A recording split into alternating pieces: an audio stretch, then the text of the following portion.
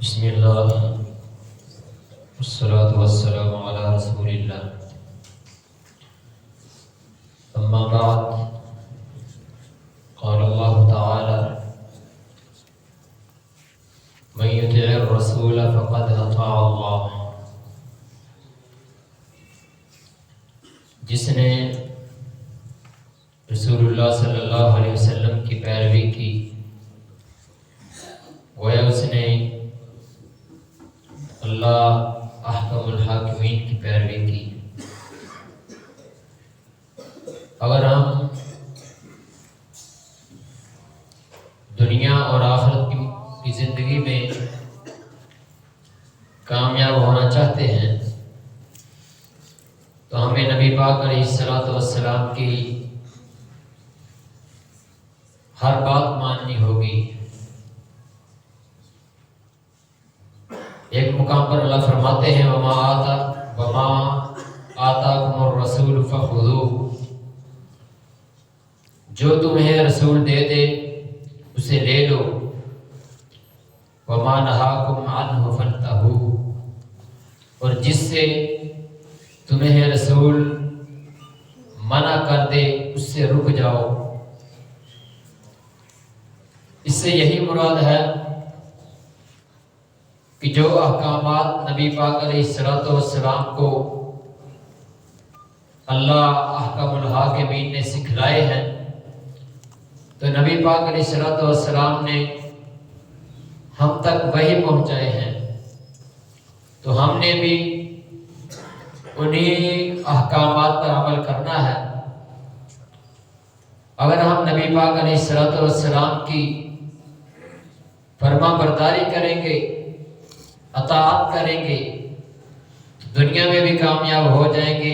اور کل قیامت والے دن بھی کامیاب ہو جائیں گے۔ اگر ہم دنیا میں رہ کر اپنی مرضی کریں گے، حضور علیہ السلام کی نافرمانی کریں گے تو دنیا میں تو ہم نے ذلیل ہونا ہی ہے، کل قیامت والے دن بھی ہمیں ذلیل ہونا پڑے گا۔ حضرت ابو ہریرہ رضی اللہ تعالیٰ عنہ فرماتے ہیں، صحیح البخاری کی حدیث ہے، آقا علیہ السلام نے فرمایا کل امتی یدخلون الجنہ، میری ساری کی ساری امت جنت میں داخل ہوگی، الا من ابا، مگر جس نے انکار کیا۔ صحابہ نے پوچھا قیل یا رسول اللہ، اللہ کے حبیب کون بدبخت ہے، کون بد نصیب ہے جو جنت میں جانے سے انکار کرے گا؟ آقا علیہ السلام نے فرمایا من اطاعنی دخل الجنہ، جس نے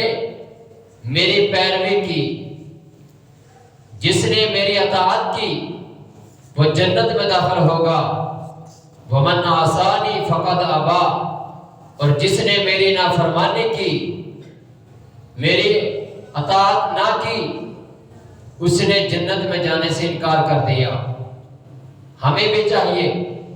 کہ ہم بھی نبی پاک علیہ السلام کی ہر بات کو مانیں۔ لقد کان لکم فی رسول اللہ اسوۃ حسنہ، نبی پاک علیہ السلام کی زندگی ہمارے لیے بہترین اسوہ حسنہ ہے، بہترین نمونہ ہے۔ صحیح مسلم کی حدیث ہے، ایک صحابی نبی پاک علیہ السلام کے پاس آیا، اس کے ہاتھ میں سونے کی انگوٹھی پہنی ہوئی ہے، تو نبی پاک علیہ السلام کی نظر اس صحابی کی انگوٹھی پر پڑی تو نبی پاک علیہ السلام کا چہرہ سرخ ہو گیا غصے کے ساتھ، اور نبی پاک علیہ السلام نے اس صحابی کی انگلی سے وہ انگوٹھی اتاری اور پھینک دی، تو نبی پاک علیہ السلام غصے کی حالت میں واپس لوٹ گئے۔ تو ساتھ والے صحابی نے کہا، ساتھی نے کہا یار یہ انگوٹھی اٹھا لو، پہننا نہ، اس کو فروخت کر کے اپنی کوئی ضرورت پوری کر لینا۔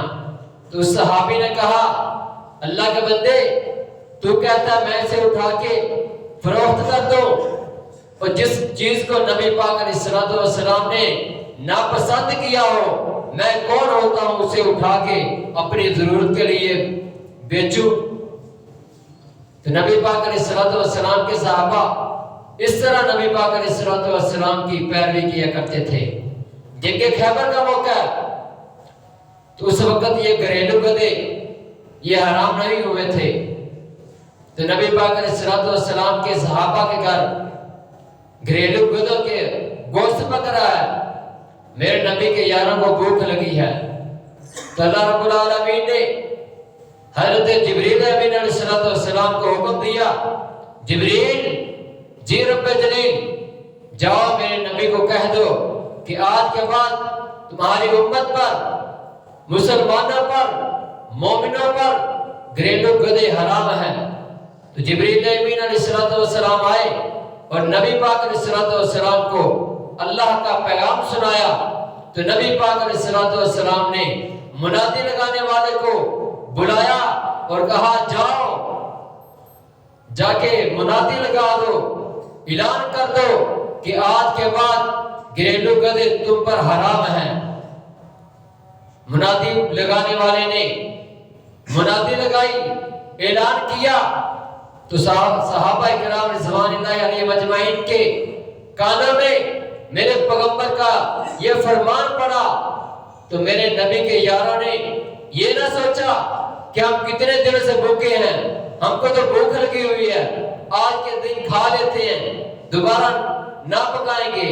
بلکہ میرے نبی کے یاروں نے یہ نہ سوچا، اور اسی وقت جو ہنڈیاں پک رہی تھی چولہوں کے اوپر، ان کو انہی چولہوں کے اوپر اڈیل دیا، الٹا کر دیا۔ یہی وجہ ہے کہ نبی پاک علیہ السلام کی میرے نبی کے صحابہ نے پیروی کی، اور اللہ نے انہیں دنیا میں بھی کامیابیاں عطا فرمائی، اور کل قیامت والے دن بھی اللہ ان کو کامیابیاں عطا فرمائے گے انشاءاللہ۔ ایسے تو نہیں کہا اللہ نے رضی اللہ عنہم ورضوا عنہ، وہ اللہ پر راضی ہو گئے ہیں، اور اللہ ان پر مصور کھینچ وہ نقشہ جس میں یہ صفائی ہو، ادھر فرمان محمد ہو، ادھر گردن جھکائی ہو۔ وما علینا الا البلاغ المبین۔